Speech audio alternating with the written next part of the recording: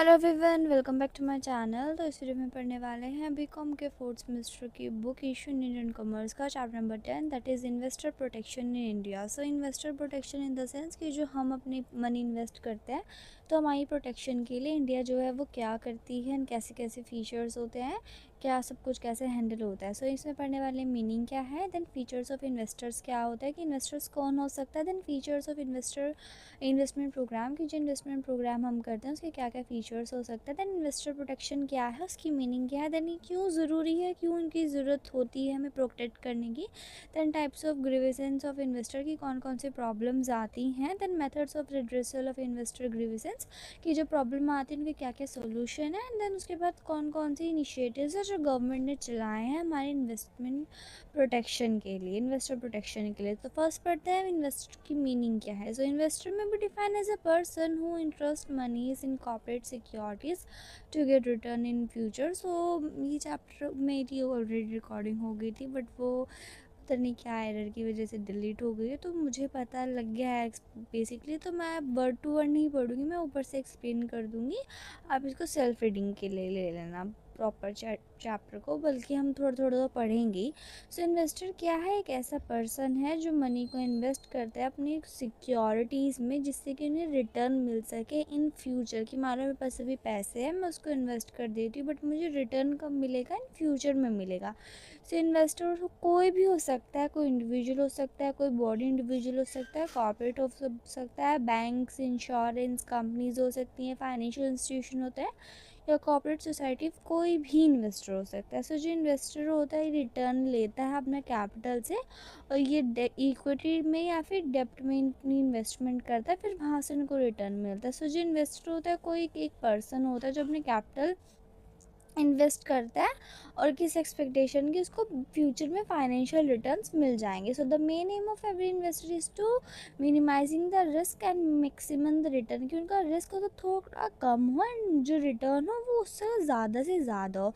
So characteristics of investor की जो investor होता है वो होता कौन है, उसके क्या कैरेक्टरिस्टिक्स है। तो वो एक प्रोडक्टिव लर्नर होना चाहिए, प्लान एग्जिस्टिंग स्ट्रैटेजी होनी चाहिए, प्रॉपर पेशेंस अच्छे से हो, उसका इमोशनल कंट्रोल बना रहे खुद पे, कि इन्वेस्टिंग स्ट्रैटेजी हो, प्रॉपर फोकस्ड हो एंड एडवांटेजेस ले सके, देन उसके बाद रेजिस्टेंस हो, थ्रिव ऑन रिस्क हो, देन उसके बाद डिसिप्लिन हो, टर्म ऑफ एडवाइजरी हो, देन साउंड फाइनेंशियल बेस हो।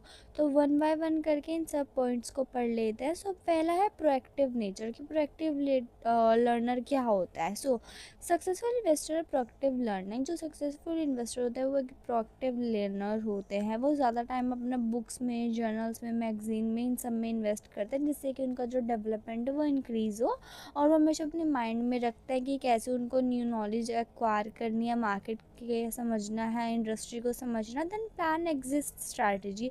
जो सक्सेसफुल इन्वेस्टर होते हैं वो देखते हैं कि जो फ्यूचर है वो एक अनप्रिडिक्टेबल है, सो वो पहले से एडवांस में सब कुछ प्रिपेयर कर रखते हैं।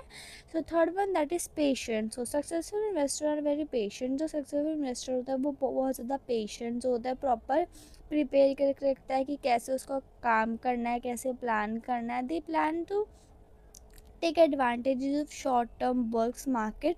वो एक प्लान करते हैं कि कैसे शॉर्ट टर्म बल्क मार्केट में अच्छे से इन्वेस्ट करना, और कैसे बैकअप प्लान भी पीछे से तैयार करके रखना है कि अगर वो मान लो कोई प्लान ए नहीं चला तो प्लान बी को कैसे चलाना है। Then fourth one that is strong emotional control, कि ऐसे नहीं कि थोड़ा सा फ्लेयर आ गया तो रोने लग गया, कि नहीं, बट फेलियर में भी कैसे अच्छे से स्ट्रॉन्ग रहना है, एक अच्छा स्ट्रॉन्गर कंट्रोल हो अपने इमोशंस के, प्रॉपर अच्छे से market surges and decline and mainly cause by to emotional factor. वैसे जो अगर कोई फेल होता है तो वो दो ही चीज़ों से होता है, तो फियर हो या फिर उसमें ग्रीड हो। सो सक्सेसफुल इन्वेस्टर कौन होता है, जो कि न्यूट्रल अपना रिएक्शन रखे हर चीज़ में, चाहे वो जीत रहा हो चाहे वो हार रहा हो। So fifth one that is define investing strategy, जो हर सक्सेसफुल इन्वेस्टर होता है उसके पास एक प्रॉपर वेल डिफाइन एक स्ट्रैटेजी होनी चाहिए कि कैसे काम करना, और अपनी स्ट्रैटेजी पे स्ट्रिक्ट रहे, अपनी उस स्ट्रैटेजी से बिचले ना। Then six one that is focus, then successful investor are focused on their investment vehicle, की जो इन्वेस्टर हो प्रॉपर अच्छे से फोकस्ड हो अपने इन्वेस्टमेंट व्हीकल पे, एक अपना हर एक स्टेप रख के हर टाइम पे अपनी इन्वेस्टमेंट को टाइम टू टाइम चेक करते रहे। Seventh one, that is use trend to advantages. Successful investor know how to use market fluctuation. एक अच्छे से इन्वेस्टर को पता होता है कि अपने मार्केट फ्लक्चुएशन को कैसे यूज़ करना है, कैसे उसका एडवांटेज लेना है. Then persistence. It required a great deal of persistence to stick in investing strategy in winning or losing position. कि आप जो जीत रहे हो या हार रहे हो, बट आपको अपने डिसीजन से नहीं हटना चाहिए. Then thrive on risk. Investing is a risk involve activity. जो इन्वेस्टिंग होती है एक रिस्क इन्वॉल्व होता है. क्या पता मुझे रिटर्न मिले या ना भी मिले, क्योंकि पॉसिबिलिटीज़ नहीं होती. तो हर एक प्रोफेशनल इन्वेस्टर को अच्छे से पता होना चाहिए कि 50-50 प्रोबेबिलिटी होती है सक्सेस और फेलियर की. Then seventh one, that is discipline. Successful investor में मोर डिसिप्लिन. जो सक्सेसफुल इन्वेस्टर होता है वो काफ़ी सारे डिसिप्लिन होते हैं और वो अपने डिसीजन पे ही रुके रहते हैं. तो अच्छे से गाइड कर रहे हैं, सेल्फ इम्पोज होने चाहिए, अच्छे से रोज़ प्रिंसिपल के अकॉर्डिंग भी खेलने चाहिए. Then 11th one, that is team of professional advisers. जो सिर्फ इन्वेस्टर्स होते हैं उनके पास ऊपर फ्रेंड्स होते हैं, प्रोफेशनल इन्वेस्टर्स होते हैं जो अच्छे से ब्रेन को अच्छे से चैलेंज करते हैं कि प्रॉपर काम कैसे करना है. Then 12th one, that is sound financial base. Successful investors होते हैं पर प्रॉपर एक सॉलिड फाइनेंशियल बेस होता है. कोई इन्वेस्टर्स विदाउट फंड्स के नहीं होते. प्रॉपर उनके पास फंड्स होने चाहिए, चाहे वो खुद के हों या फिर वो किसी से उधार पे लेके करे.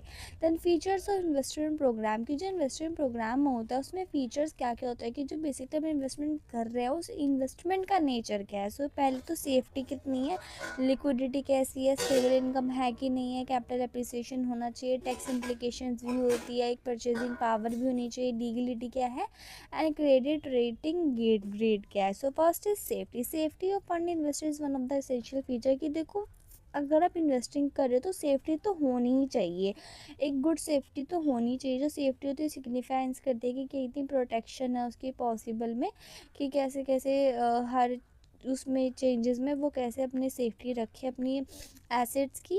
तो उसके बाद liquidity. Liquid investment is one of which can be converted to cash immediately. कि मान लो अगर मुझे पैसों की ज़रूरत हो तो वो इमीडिएटली चेंज हो जाए. देन उसके बाद कोई लॉस ना आए, कोई मॉनेटरी लॉस ना आए, एमरजेंसीज को मेट कर पाए. Then third one, that is stable income. जो इन्वेस्टर्स होते हैं एक इसी उम्मीद से करते हैं कि उनको एक स्टेबल इनकम आपको उनको ऑफर होते रहे रेगुलर प्रोग्राम पे. एक अच्छी गुड इन्वेस्टमेंट प्रोग्राम अच्छी यही होता है. Then fourth one, that is capital appreciation. ये कैपिटल एप्रिसिएशन बहुत ज़्यादा इन्वेस्टमेंट प्रिंसिपल है इन्वेस्टमेंट का, जो कंपनी को फ्लरिश करता है एंड हर एक चीज़ से मिला के रखता है और प्रॉपर ग्रोथ देता है अपने स्टॉक्स को, और इन्हीं को कनेक्शन बना के रखता है between the industry growth and capital appreciation के बीच में. Fifth one, that is tax applications. तो जो टैक्स इम्प्लीकेशंस होता है इन्वेस्टर प्रोग्राम में होता है एंड उसको सीरियसली कंसिडर करना चाहिए, क्योंकि हम जो इनकम कर रहे हैं हमारे उस पर टैक्स लगता है. फिर sixth one, that is stability of purchasing power.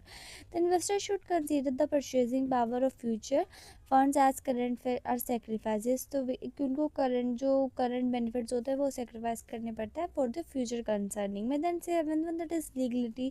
जो इन्वेस्टर होता है प्रॉपरली एसेट्स में इन्वेस्ट करे जहाँ पे जो लीगली अप्रूव्ड हो, जो लॉ ने अप्रूव्ड करे हों. Then eighth one, that is credit rating grade. So the investor should select the securities preferably for investment with given a high grade rate by credit rating agency. Proper एक rating agency हो उसी के under वो काम करे. Then उसके बाद investor protection meaning की. जो इन्वेस्टर प्रोटेक्शन है उसकी क्या मीनिंग है. So investor protection refer the safe guard and enforcement of the right and claim of individual enrol is in investor. की जो एज इन्वेस्टर वो काम कर रहा है उसकी प्रोटेक्शन मिले, उसको सेफ गार्ड मिले, उसको राइट एंड क्लेम मिले उस इंडिविजुअल को अपने काम के लिए. जो इन्वेस्टर होते हैं इनको शेयर होल्डर बोल सकते हैं, मेंबर ऑफ द कंपनी बोल सकते हैं. जो पर्सन होता है जो कंपनी की इक्विटी कैपिटल में इन्वेस्ट करता है उसको इन्वेस्टर बोलते हैं. जो इन्वेस्टर्स होते हैं उनके पास वोटिंग राइट्स होते हैं कंपनी के, कि वो डिविडेंड भी मिल सकता है उनको, और उसके बाद प्रॉपर ग्रोथ में इनका प्रॉपर हाथ होता है.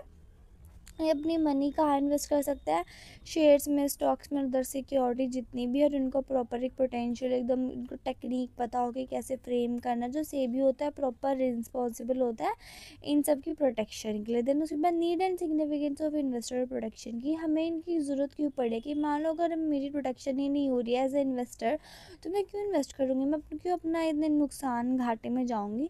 सो first is unfair and deceptive practices. तो पहले हम इनके पॉइंट्स पढ़ लेते हैं. बेसिकली बेसिकली है क्या। So first is unfair and deceptive practices के लिए टू प्रमोट इन्वेस्टमेंट को प्रमोट करने के लिए lack of awareness among investors, क्योंकि बहुत ज़्यादा अवेयरनेस नहीं होते तो अवेयरनेस देने के लिए लेंथी लीगल प्रोसीजर होता है। इन सब में हेल्प करने के लिए large number of small investor, जो छोटे स्मॉल इन्वेस्टर्स होते हैं बहुत सारे, तो उन सबके प्रोटेक्शन के लिए, देन कॉर्पोरेट स्टैम्प्स के लिए बचाने के लिए, देन वेलफेयर स्टेट के लिए, क्योंकि इंडिया एक वेलफेयर स्टेट है। So first is unfair and deceptive practices. So investor required to be protected against some unfair practices, कि जो कुछ प्रैक्टिसेस होती है प्रोमोटर से, ब्रोकर से, इन सबको बचाने के लिए, वो उनको प्रोटेक्ट करने के लिए बनाया जाता है। जो अनफेयर प्रैक्टिसेस होती हैं जैसे कि इनसाइडर ट्रेडिंग हो गई, विंडो ड्रेसिंग हो गया, फाइनेंशियल स्टेटमेंट हो गया, नॉन पेमेंट ऑफ डिविडेंड्स हो गया, लैक ऑफ ट्रांसपेरेंसी हो गया, नॉट कॉलिंग स्टैट्यूटरी मीटिंग या जनरल मीटिंग में बुला ही नहीं रहे हैं शेयर होल्डर्स को, वैसी कोई प्रॉब्लम आ गई तो उन सबको बचाने के लिए हम ये बनाते हैं प्रोटेक्शन एक्ट। और उसके बाद टू प्रोमोट इन्वेस्टमेंट, ये अच्छा उनको सेफ गार्ड देंगे तो उनका ट्रस्ट बनेगा, फिर ट्रस्ट बनेगा तो प्रॉपर एक हेल्दी इन्वायरमेंट बनेगा इन्वेस्टमेंट का, जिससे कि वो अच्छे से इन्वेस्ट करते रहे। देन उसके बाद lack of awareness among investors, जो इन्वेस्टर्स होते हैं उनके पास नॉलेज नहीं होती, अवेयरनेस नहीं होती कि फंक्शन कैसे करते, कैपिटल मार्केट क्या, सिलेक्शन कैसे सिलेक्ट करते हैं कंपनी को, कैसे अप्लाई करना है, कैसे पब्लिक ऑफर बनेगा, तो सब कुछ ब्रोकर पर डिपेंड ना हो पूरे होली, तो उन सबको एक प्रॉपर हम उसको इन्वायरमेंट दे देते हैं कि कैसे आपको हेल्प करनी है। So fourth one that is lengthy legal procedure, जो रेड्रेसल ऑफ ग्रीवेंसेस का जो प्रोसीजर होता है, कि मतलब हेल्प का जो प्रोसीजर होता है बहुत ज़्यादा एक्सपेंसिव होता है, टाइम कंज्यूम होता है, कॉम्प्लेक्स होता है, तो इस सबके इन्वेस्टर को टेंशन ना ले तो प्रॉपर एक ग्रीवेंस मैकेनिज्म बनाया गया है जिससे कि जो प्रोसीजर है उसको अवॉइड करा जा सके। Fifth one that is large number of small investor, बहुत ज़्यादा कंपनीज होते हैं जो लिस्टेड होती है स्टॉक एक्सचेंज में, जिनकी थोड़ी प्रोग्रेस होती है। जो स्मॉल इन्वेस्टर्स होते हैं छोटे छोटे बहुत ज़्यादा होते हैं, जो स्मॉल इन्वेस्टर्स होते हैं उनकी कोई पोजीशन नहीं होती इंटरेस्ट बनाने के लिए, हैंड जो गवर्नमेंट होते हैं उनको इग्नोर नहीं करती उन सबका इन्वेस्टर्स का अर्न जो उनका जो एम होता है, बल्कि उन सबकी हेल्प करती है। Then six one that is corporate scam, जो कॉर्पोरेट स्कैम्स होते हैं बहुत ज़्यादा इन्फ्लुएंस कर देते हैं छोटे छोटे इन्वेस्टर्स को, उनका पूरा मोटिवेशन टूट जाती है, तो ज़्यादा लॉसेस से भी इन्वेस्टर गुजरते हैं, तो उन सबको प्रॉपर एक strength and regulatory framework prevent कर दिया जिससे कि जो इनका इन्वेस्टर का जो ट्रस्ट है वो बना रहे। सेवन दैट इज़ वेलफेयर, जो इंडिया एक वेलफेयर स्टेट है वो प्रॉपर वेलफेयर देती है सिटीजन का, रिस्पॉन्सिबिलिटी होती है गवर्नमेंट की अपने इन्वेस्टर्स का जो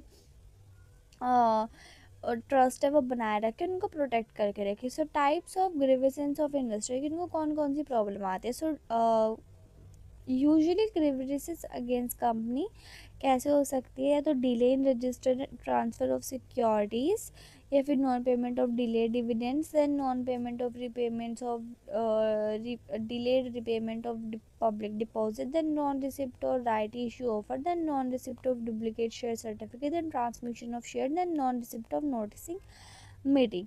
सो ये तो तीन चार हैं। तो पहले है यूजुअल ग्रीवेंसेस अगेंस्ट कंपनी, जो कंपनीज के अगेंस्ट यूजुअली जो प्रॉब्लम्स होती हैं वो होती है delay in register transfer of securities, कि रजिस्ट्रेशन हो गया बट कंपनीज ने विद इन टेंडर रिसिप्ट नहीं शेयर करी है उनको, तो ज़्यादा मंथ्स लग गए इन सब के लिए। Second one that is non payment और डिले ऑफ डिविडेंड्स, कि डिविडेंड डिक्लेयर होने के 30 दिन बाद ही में मिल जाना चाहिए बट हमें मिला ही नहीं है, कोई प्रोसीजर ही नहीं आया हुआ, वो कि रिसीव नहीं हुआ for the month. And non payment और delayed repayment to public deposit, के थाउजेंड्स ऑफ डिपॉजिटर्स है जो कि इन्वॉल्व है बट उनको डिपॉजिट ही नहीं मिला कंपनी से। Then non receipt of right issue or offer, then जो लेटर ऑफ ऑफर है शेयर्स का वो भी अच्छे से इलाइजिबल शेयर होल्डर्स को जाना चाहिए बट वो आया ही नहीं है उनके पास प्रॉपरली, तो वो वहाँ पे इन्फॉर्म कर सकते हैं उनको। Then non receipt of duplicate share of profit, जो कंपनी है उन्होंने उनको एक issue of duplicate share certificate देना पड़ता है अगर कोई गुम हो जाता है फिर मिसप्लेस हो जाता है शेयर होल्डर से, तो प्रॉपर उनको प्रोवाइड करना चाहिए। देन ट्रांसमिशन ऑफ शेयर, के अगर कोई शेयर होल्डर मर जाता है तो उसका जो नॉमिनी होता है उसको देना पड़ता है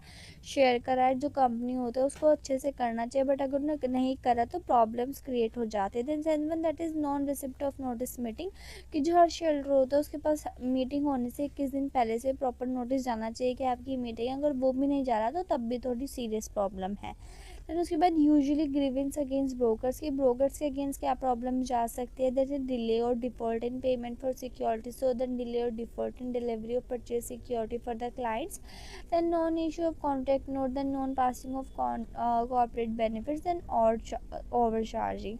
सो फर्स्ट इज डिले और डिफॉल्ट और पेमेंट इन फॉर सिक्योरिटी. सो जो ब्रोकर है उसको पेमेंट करनी थी क्लाइंट के बिहाफ पे, then who has sold securities, उसने सिक्योरिटीज को सोल्ड कर दिया विद इन 48 आवर्स, बट उसको पैसे नहीं दिए हैं उसके. सो उसने कोई रूल तोड़ा है या फिर सेल्स में बहुत टाइम लग गया इन सब चीज़ों के लिए. देन डिले और default in delivery of purchase securities to the client. जब कोई ब्रोकर है उसने परचेज तो कर लिया है बट 48 आवर तक उसको पे आउट नहीं मिली है, सिक्योरिटीज़ नहीं मिली है उसको, तो कभी भी हो सकता है. Then third one that is non issue of contract note, कि जो ब्रोकर है उसको इशू करना था कॉन्ट्रैक्ट नोट बट उसने नहीं करा, तो वो within the 24 hours transaction में हो जाना चाहिए. Then fourth one that is charging excess brokerage from client, अगर उसने क्लाइंट से ज़्यादा चार्ज कर लिया है तो. Then fifth one that is non-passing of corporate benefit. A broker is duty to bond parcel or the corporate benefit. जितने भी corporate benefits होते हैं like right share, bonus share, dividend, इन सबको client को अच्छे से देने चाहिए. जब broker नहीं देता तो problem create हो जाते हैं. Then sixth one that is overcharging. जो broker होते हैं कभी कभी ज़्यादा चार्ज कर लेता है खरीदने के लिए, बेचने के लिए, तो ये सब उसे नहीं करना चाहिए. Then third one that is grievance against deposit participants. अगर हमें डीपी के अगेंस्ट कोई प्रॉब्लम हो तो डीपी क्या है, एक ऐसा इंस्टीट्यूट है जो कि सिक्योरिटीज होल्ड करके रखता है, सर्टिफिकेट और नॉन सर्टिफिकेट्स को, जो डीमेटलाइजेशन ऑफ सिक्योरिटी से होल्डर करके रखता है ऑफ द होल्डर. जो वेरियस बैंक्स एंड इंस्टीट्यूशन होते हैं on the behalf of client काम करते हैं डीमेटलाइजेशन में, तो हम इनको proper with in the 7 days इनको रिसिप्ट जानी चाहिए. देन उसके बाद मेन डिपोजिटरी है एक NSDL एंड CDSL. जो NSDL है वो है national security depository limited, and हमारी CDSL है central depository service limited. Then उसके बाद methods measures of redressal of investors grievances की कौन कौन से मेथड्स हैं जो कि हम उनको हेल्प कर सकते हैं अपने इन्वेस्टर्स को. So there are 5 methods. And grievances cell, या फिर इसे investor cell service in stock exchange भी बोल सकते हैं, या फिर redressals of grievance through SEBI भी बोल सकते हैं, या फिर redressal of companies law board भी बोल सकते हैं, फिर redressal of investor grievances through courts भी बोल सकते हैं, फिर redressal of investors grievances through press भी बोल सकते हैं. तो फर्स्ट इज ग्रीवेंसेस सेल, या फिर इसको investor service cell in stock exchange बोल सकते हैं. All the recognized stock exchange have establish investor in, जो जितने भी स्टॉक एक्सचेंज में होते हैं उनके पास कुछ इन्वेस्टर सेल सर्विस होता है जो कि इनकी हेल्प करते हैं. जो सेल्स होते हैं वो ज़्यादा इंपॉर्टेंट काम प्ले करते हैं कि इनको जितने कॉन्फिडेंस हो इन्वेस्टर को उन सबको अच्छे से बना के रखते हैं. जो इन्वेस्टर होता है इनके पास अप्रोच कर सकता है, इनके पास अपनी जो कंपनी है वो लिखवा सकता है. जो BSE और जो NSE होते हैं दोनों ही इनके अंदर काम करती है. तो first is a method of redressal of governance against the companies in. अगर कंपनीज़ के अगेंस्ट कुछ कराना हो तो जब हमें कंप्लेंट मिल जाती है इन्वेस्टर से तो बाद में वो कंसर्न के लिए भेज देता है. विद इन द 50 days हमें मॉनिटर करनी पड़ती है. फिर जब 15 दिन बाद अगर ज़्यादा दिन लग जाता है, 25 से 45 दिन के लिए लग जाता है, तो उनको कॉज ऑफ नोटिस भेजना पड़ता है with in the 7 days of company. अगर कंपनी स्टिल फॉल नहीं कर रही है, कोई काम अच्छे से नहीं कर रही है 7 दिन के अंदर, फिर इनको एक शो कोस का नोटिस डालना पड़ता है. जो इन्वेस्टर है उसके बाद भी कोई काम नहीं कर रही है तो उनको कंपनी को Z कैटेगरी में डालना पड़ता है for non resolution of investor company. जो कंपनी होती है लॉन्ग हिस्ट्री के लिए जब बहुत ज़्यादा केस नहीं सॉल्व करी है तो फिर उन पर हैवी चार्जेस लगाया जाता है. Then B that is method of redressal investor grievance against a stock broker. अगर वो कोई स्टॉक ब्रोकर के अगेंस्ट कुछ कर रहे हैं तो जो कंप्लेंट होती है वो लॉग इन करी जाती है स्टॉक एक्सचेंज अथॉरिटी के अंदर, फिर उसको आगे भेज दिया जाता है सेल के लिए.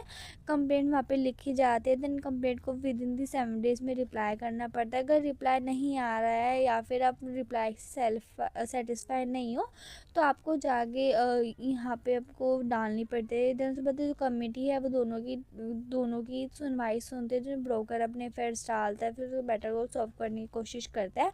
जो सोल एलिजिबिलिटी होती है फिर वहाँ पे हमें लेस देन 25 लाख या फिर क्लेम डालना पड़ता है। 25 लाख का पेनल्टी ऑफ 3 एट्रीब्यूट्स अपॉइंटेड लगाया जाता है। देन एग्री पार्टी जो होती है वो फाइल कर सकते हैं अगेंस्ट भी, अगर वो वहाँ से भी सेटिस्फाइड नहीं है। देन उसके बाद C that is other measure taken by investor cell service, कौन कौन से अदर मेजर्स हैं जो कि इन्वेस्टर सेल्स लेता है। So other measure taken investor protection by stock exchange and resolve the grievances of the investor members or the exchange are, वो company को कॉल करता है, उनके स्टॉक एक्सचेंज इंट्रैक्शन को बुलाता है, रजिस्टर को, ट्रांसफर एजेंट्स को बुलाता है, मंथली प्रेस रिलीज कराता है, जिस 25 कंपनीज को मैक्सिमम कंप्लीट्स के अगेंस्ट उनको बिठाता है। Then in case of Bombay stock exchange, अगर कोई बॉम्बे स्टॉक एक्सचेंज में है तो इट कैन पर्स मुंबई बेस्ड, मुंबई का कंपनी है तो डिस्प्यूट वहाँ पे सोल्व किया जाता है। Then second one that is redressal of grievances through SEBI, अगर सेबी सॉल्व करवाता है। So complaints arising out of activities that are covered under SEBI act, कौन कौन सी कंप्लेंट्स है जो कि आ सकते हैं, जैसे कि सिक्योरिटी कॉन्ट्रैक्ट रेगुलेशन एक्ट 1956 या फिर डिपॉजिटरी एक्ट 1996 या regulation made by under this provision, मतलब इन सब के अंदर कोई भी आ रहा है तो वो हमारे सेबी सॉल्व करेगा। सो जो सेबी है वो एक प्रॉपर एक डिपार्टमेंट उन्होंने बनाया हुआ है officers of investor assistance education के अंदर, जहाँ पे वो उनको हेल्प करता है रिगार्डिंग द एजुकेशन के लिए और अवेयरनेस के लिए। जो ग्रीवेंसेस दी जाती है उनको स्टॉक ब्रोकर्स के अगेंस्ट दी जाती हैं। एंड उसके बाद grievances pertaining to stock brokers and depository participants are taken up with the respective stock exchange repository for redressal monitored by SEBI। जो SEBI होता है यही इसको हैंडल करता है, जो रिसीव होती है इनको कॉन्टिन्यूसली मॉनिटर करा जाता है। जो ग्रीवेंसेस होती है लिस्टेड कंपनी के अगेंस्ट होती हैं, सब अनलिस्टेड कंपनीज के लिए होती है, कॉन्टिन्यूसली मॉनिटर करी जाती है। जो कंपनी होती है वो रिक्वायर्ड करती है कि प्रॉपर उनको टाइम टू टाइम उनको दे। देन उसके बाद उनकी जो ATR होता है, अब जो इन सब की ग्रीवेंसेस होती है उन सब के बारे में बात करें। Then SCORES SEBI online complaint redressal system. So SCORES ये कौन सा सिस्टम है? So SCORES is a web based एक best centralise grievance redressal system है जो सेबी ने सेट करा है। यहाँ पे आप ऑनलाइन जा सकते हो, यहाँ पे एक्सेस आपका 24/7 एक्सेस रहेगा। यहाँ पे कंप्लेंट कर सकते हो, आप कोई भी लॉगिन कर सकते हो, कभी से भी कहीं से भी कर सकते हो। जो ईमेल होती है प्रॉपरली आपकी कंप्लेंट्स को सुनती है, फिर आपको एक यूनिक अलॉटमेंट नंबर फॉरवर्ड कर देती है। देन उसके बाद यहाँ पे आपके एक एक्शन टेकन रिपोर्ट बना दी जाती है, ATR बना दिया जाता है। फिर जो ATR है उससे सेटिस्फाई होती है, फिर आपको वहाँ पे रिड्रेस करा जाता है एडवोकेटली। फिर बाद प्रॉपर आपका स्टेटस होता है वो मेंशन होता रहता है by the time to time. Then third one that is redressal by company law board. अगर आपको कंपनी लॉ बोर्ड से रिड्रेसल चाहिए होता है, जो कंपनी लॉ बोर्ड होता है कंस्टिट्यूट हुआ था मई 1991 में। जो भी इंटरेस्टेड है मैनी पावर्स होती है इनके पास, हाई कोर्ट्स वाली पावर्स होती है। देन यहाँ पे कंपनी लॉ के अंदर यहाँ पे जुडिशली प्रोसीडिंग्स होती हैं। देन यहाँ पे इंटरेस्ट ना जाता है इन्वेस्टर का कि इन्फेक्शन कर सकता है, रिकॉर्ड्स की डॉक्यूमेंटेशन चेक कर सकता है, विटनेसेस चेक कर सकता है। यहाँ पे जो होते हैं दो चीज़ें हो सकता है, वे टू अगर हमें कंपनी के अफेयर्स को इन्वेस्ट करना है या फिर आपको रिलीफ चाहिए होता है उनके मिसमैनेजमेंट से। देन उसके बाद जो इन्वेस्टर्स होते हैं यहाँ पे लॉगिन कंप्लेंट कर सकते हैं, non payment of fix deposit के लिए कंप्लेंट कर सकते हैं। देन रिप्रेजेंटेशंस होते हैं वो भी बस चेंजेस लाते हैं कंपनीज एक्ट में कौन कौन से आपको। देन उस पर कंपनी लॉ बोर्ड बिठाए जाते हैं, फिर वहाँ पे आपको सोल्यूशन निकाल जाता है। Then fourth one that is redressal of investors grievance through courts. अगर आपको कोर्ट्स के थ्रू चाहिए होता है ऑर्डर, तो when the investor has tried, जब वो सारे सब कुछ चेक कर लेते हैं बट उसको अच्छे से कोई सोल्यूशन नहीं मिलता, तो फिर वो बाद में क्रिमिनल और सिविल प्रोसीडिंग से पास जाता है, that's through by the courts. जो सूट यहाँ पे जो कंप्लेंट्स होती है वो उनके लिए फाइल करी जाती है इन द हाई कोर्ट। जो हाई कोर्ट्स होती है प्रॉपर स्पेशल डेजिग्नेट ब्रांच बनाती है उनके लिए कि कैसे आपको उनको ब्रीच करना है।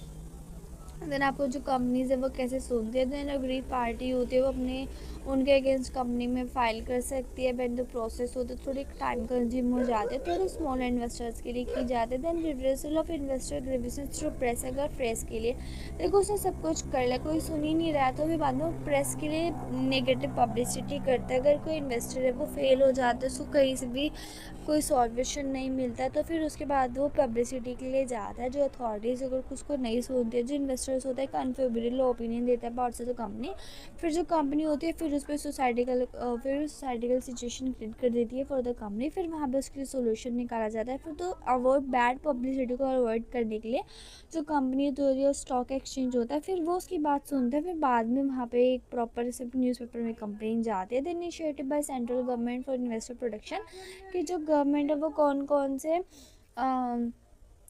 कि जो गवर्नमेंट है वो कौन कौन से चीज़ें लगाती है for the protection of investor. So there are rules and regulation, then investor fund protection fund, then investor awareness programme, then compensation to investor, then safe guard for investor, then investor forgiveness and redressal, and proper and timely disclosure. The first is rules and regulations. So the government has framed rules. जो government उसने सेबी के तरह कुछ rules and regulation बनाए हैं depository को लेके।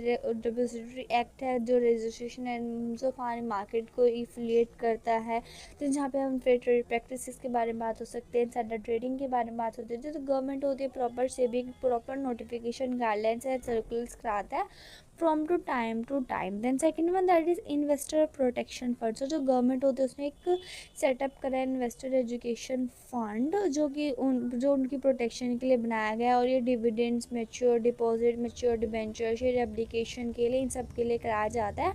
इन यहाँ पे कंपनी 7 साल से है वो दिन जो गवर्नमेंट होती है प्रॉपर उनको एजुकेशन देती है, अवेयरनेस देती है about the everything to investors. Then third one that is investor awareness program। जो investor awareness program है रेगुलरली चलाया जाता है बाय द स्टॉक एक्सचेंज के लिए इन्वेस्टर्स को अपने एजुकेट कराने के लिए, अवेयरनेस प्रोवाइड करने के लिए उन सब के बीच में। देन कंपोजिशन टू इन्वेस्टर, जो कैपिटल मार्केट है उसमें इन्वेस्टमेंट होता है, बहुत ज़्यादा रिस्क होता है इन्वेस्टमेंट। जो इन्वेस्टर्स होते हैं उनको खुद के बेसिस पे रिस्क लेना पड़ता है। बिसाइड दी एवरीथिंग उनके पास कुछ अपॉर्चुनिटी भी होती है कि इन्वेस्टर को कैसे बाहर निकलना है, कैसे नीड ले सकते हैं, प्रॉपर हेल्दी मार्केट को कैसे डेकोरम मेंटेन करके रख सकता है। Then fifth one that is safe guard for investor. So सब ऑफ द सेफ गार्ड, कुछ सेफ गार्ड्स होते हैं जो कि इन्वेस्टर्स के लिए बनाए जाते हैं, जैसे कि उनको सिर्फ सेबी में ही डील करना चाहिए, उनके सब ब्रोकर उनके पास जाना चाहिए जो कि प्रॉपर क्लाइंट रजिस्ट्रेशन बना सकते हैं। फिर अगर कोई भी क्लाइंट है प्रॉपर रीड करे, अंडरस्टैंड करे, सारा रिस्क डिस्क्लोजर करे, डॉक्यूमेंट्स को अच्छे से इंस्पेक्ट करे अच्छे से, तब भी जाके आगे आप प्रोसीजर बढ़ाओ। देन एंट्री ऑफ ब्रोकर, कि ब्रोकर को सिर्फ क्लाइंट एजेंट एग्रीमेंट में डालो। देन केयरफुली अंडरस्टैंड करो टर्म्स एंड कंडीशन क्या है एग्रीमेंट की। उस एग्रीमेंट में जाने के लिए पहले वो कब तक वैल्यूएबल है, कब तक नहीं, जो एग्रीमेंट हो प्रॉपर साइन होना चाहिए, अच्छे से रीड करो। तो उसके पास कोई कॉपी भी होनी चाहिए से मतलब जो सॉफ्ट कॉपीज़ होती है उनके डॉक्यूमेंट्स की, एग्रीमेंट्स की, वो भी होनी चाहिए। देन इन्वेस्टर ग्रीवेंसेस रिड्रेसल, एक प्रॉपर इन्वेस्टिगेटर को उनका एक प्रॉपर एक मैकेनिज्म है कि इन्वेस्टर्स को कैसे बचा सकते हैं हर एक चीज़ से। Then second that is proper and timely disclosure, जो प्रॉपर एंड टाइमली डिस्क्लोजर दिया जाए, सेफ गार्ड दिया जाए इन्वेस्टर को टाइम टू टाइम की हर चीज़ मार्केट में कैसे आ रही है प्रॉपर डिस्क्लोज करे। मटीरियल इन्फॉर्मेशन का कॉन्टिन्यूसली टाइम देखे कि कैसे कुछ हो रहा है, पीरियडिक बेसिस पे भी और कॉन्टिन्यूस बेसिस पे भी हर चीज़ चेक करें। सो यार that's it chapter number 10 that is investor protection in India. I hope you like this video and हम जल्दी 1K सब्सक्राइबर तक पहुँचे। तो इस चैप्टर की PDF के लिए आपको मेरा व्हाट्सएप चैनल ज्वाइन करना पड़ेगा, और व्हाट्सएप चैनल का ज्वाइन मेरे यूट्यूब चैनल के लिंक में है, बायो में लिंक है, तो वहाँ से आप जाके देख सकते हैं। So thank you for watching this video, see you next video, till the next video, take care.